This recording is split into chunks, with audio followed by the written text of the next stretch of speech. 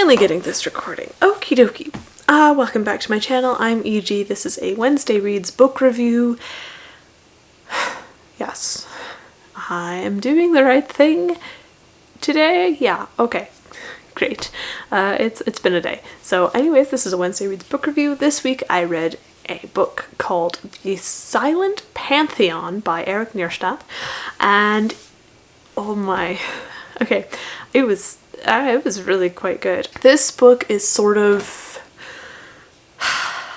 okay, well, it's very much inspired by Neil Gaiman's American Gods. The author admits that much in the afterword section, and I think it does very well. It's fascinating. It follows the lives of 5 gods who were sort of deposed, I guess, by Christianity or Judaism or Islam as they came through the lands. So these 5 are Balder of the Norwegian Old Norse mythology.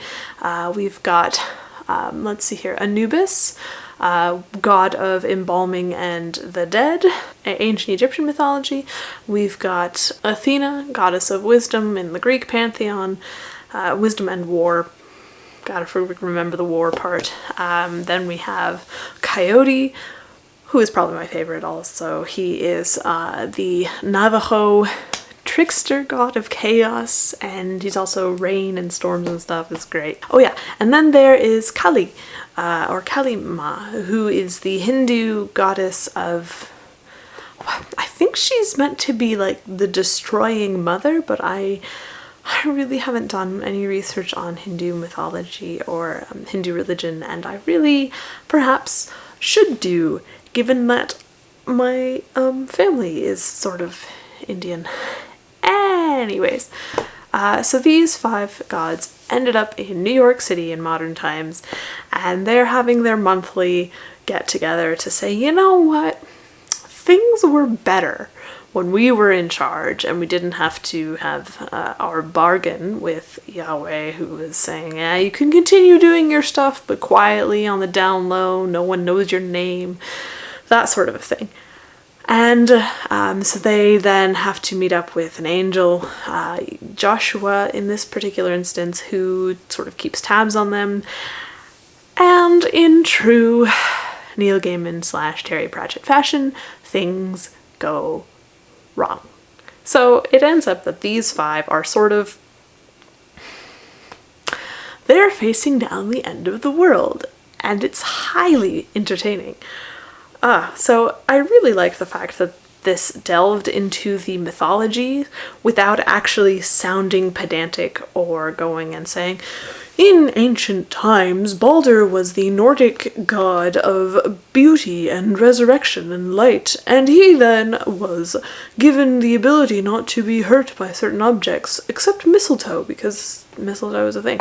No, it was interesting. It was sort of, okay, here's how they actually are integrated into modern society, and they're going through and figuring out, okay, how to live as people, and you see some of the history there, and it was really interesting. Now, for people out there who are going to be on the more, how do I say this politely? I'm going to take offense because you're making Christianity look bad page, then no, this book does deal with Christianity, less so the actual ideas and more so the reality. The fact that, okay, the Christian beliefs, the people who follow them, are not perfect. People are not very good at following those sorts of things, and if you actually want to understand what's going on, then it's a little bit more complicated than you think. So this is a lot more about that, and it's fascinating, and I liked seeing the effect that Christianity had from a perspective that was not purely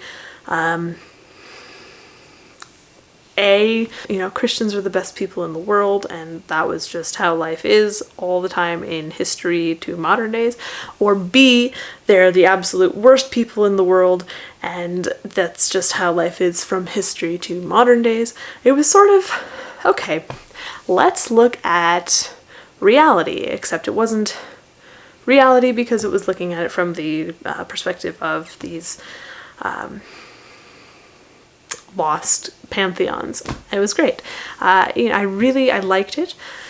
The ending, okay, I liked that too.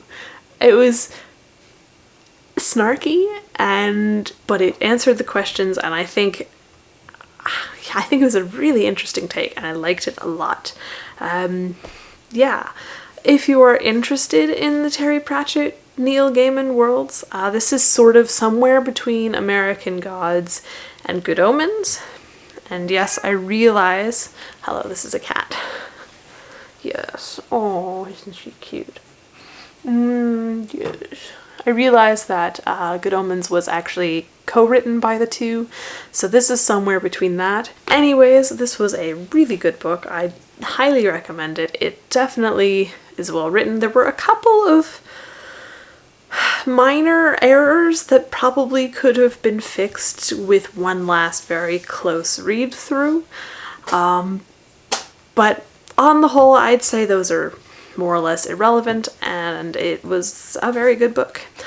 I think this actually might make my list of best books this year. I think it actually is going to be on the list, so take that into account. Do go check it out. As usual, all the links are in the description box below. You can find Eric Nierstedt. He's great fun to talk with. You can find me on all of the usual places: Facebook, Instagram, Twitter. My website has all of the information there. Book, if you're interested. Otherwise, I don't have a whole lot else. I'm going to go back to having a day, and I will see you next time.